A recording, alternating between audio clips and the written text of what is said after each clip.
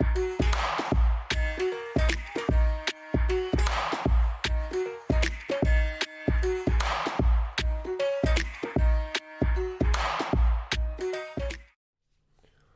back to the channel. Today, we're going to be talking about the winter transfer window. I'll preface that by saying this winter transfer window was absolutely mad. The top stories we're going to be covering, Aubameyang and Dembele sagas, those were just... And then Arsenal. Yeah, that's enough said for that last one, just Arsenal. After the top stories, we'll get into some more specific transfers. So the Aubameyang-Dembele sagas were just insane. For Aubameyang, Arsenal initially was just like, we got to get him out of the club. We don't want him here anymore. As an Arsenal fan, I wasn't too happy about that considering our problem's goal scoring right now. And even though Aubameyang hasn't really provided that this year, in past years he has, and for whatever reason, one strike and he was out of the club, there technically could be some underlying stuff there that we don't know about, that Arteta and the rest of the, the rest of the club know about. But like, Granit Xhaka's still in the club. How is Aubameyang given one strike and provided us far more than Xhaka ever has, and he's just out of the club? I'll never understand that. I don't get it, and it's really frustrating from a fan standpoint. But anyways, the club wanted Aubameyang gone. Aubameyang pretty much wanted to be gone because he was just sitting there, just collecting dust pretty much.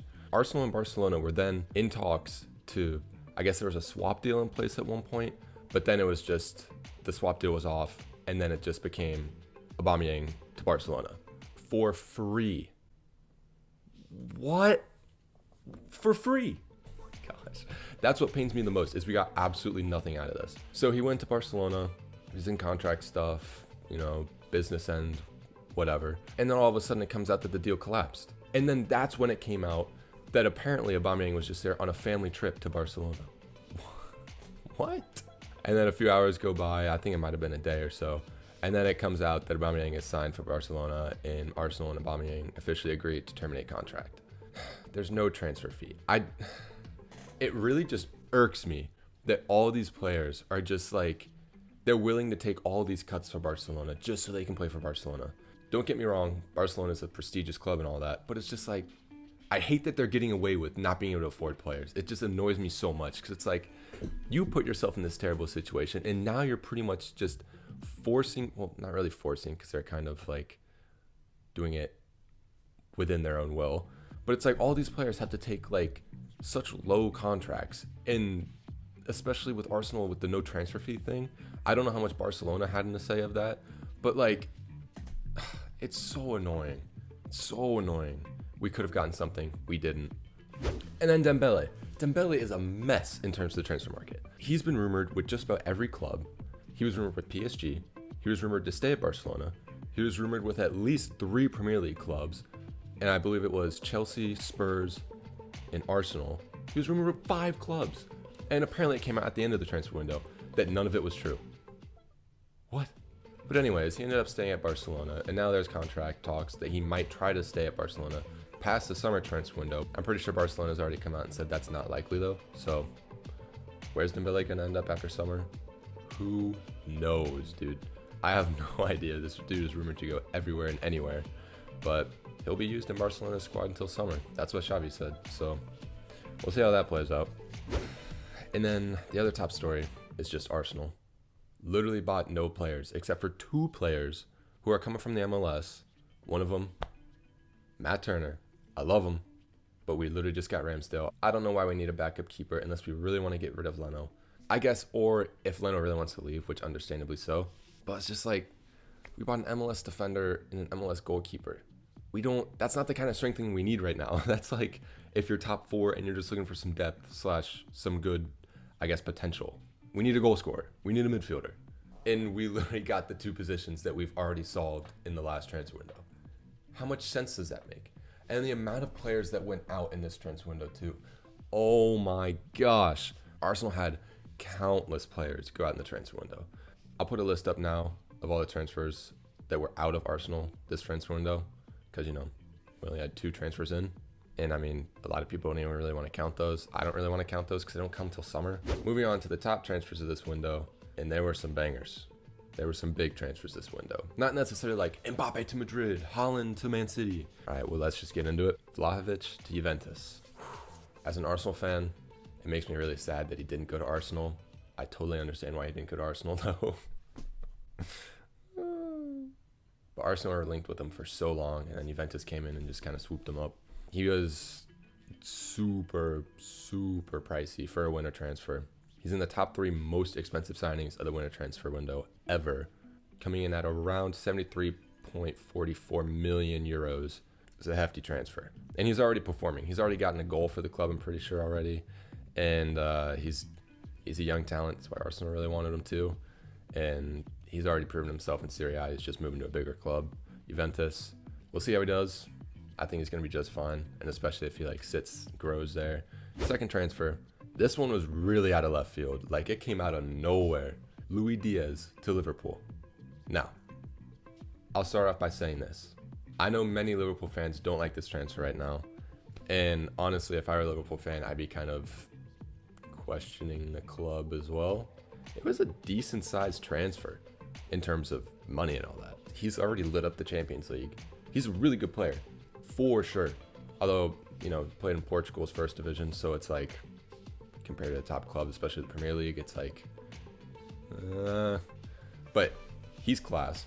He'll definitely do really good at Liverpool. But the thing that, if I were a Liverpool fan, the thing that would concern me is the fact that Mo Salah's contract stuff is still in the works, and it's still kind of, wishy-washy.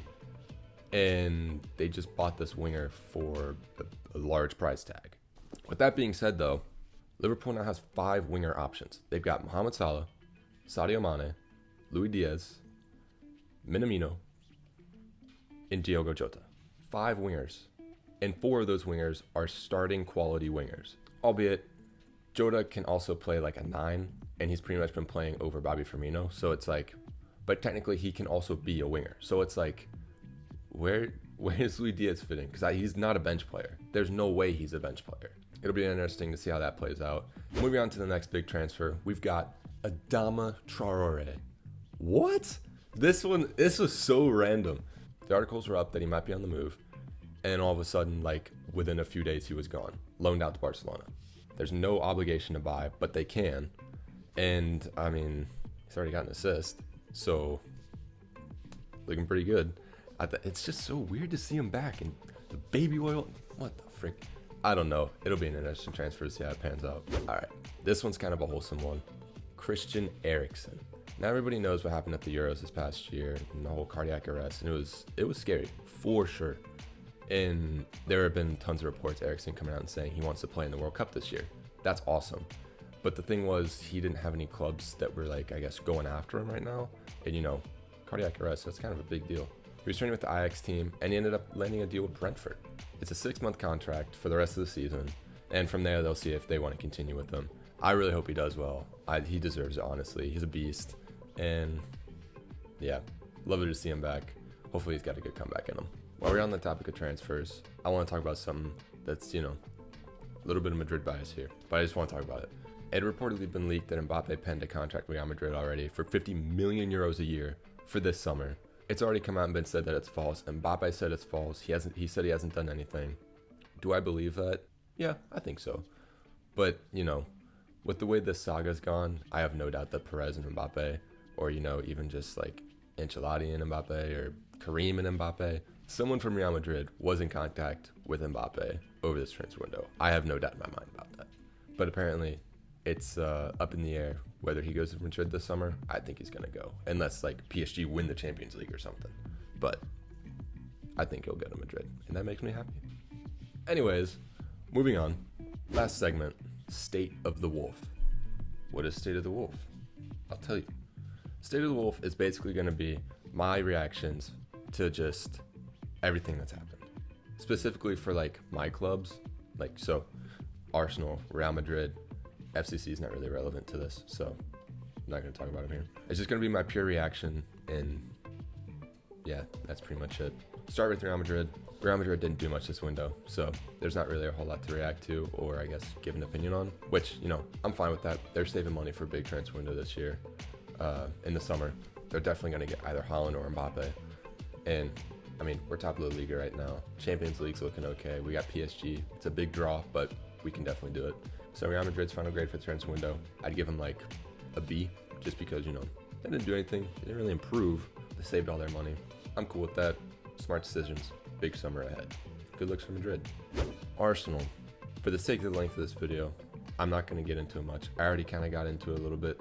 But at this point, I'll be shocked if we make top 4. I will be shocked if we have Champions League football next year. It's just... There's no urgency to like go out and get players. They think that all of our young players right now can just carry us to the top 4, which they can't right now. We need a goal scorer and we need a more solid midfield. Like I said, countless players have already left in this transfer window and signed 2 MLS players.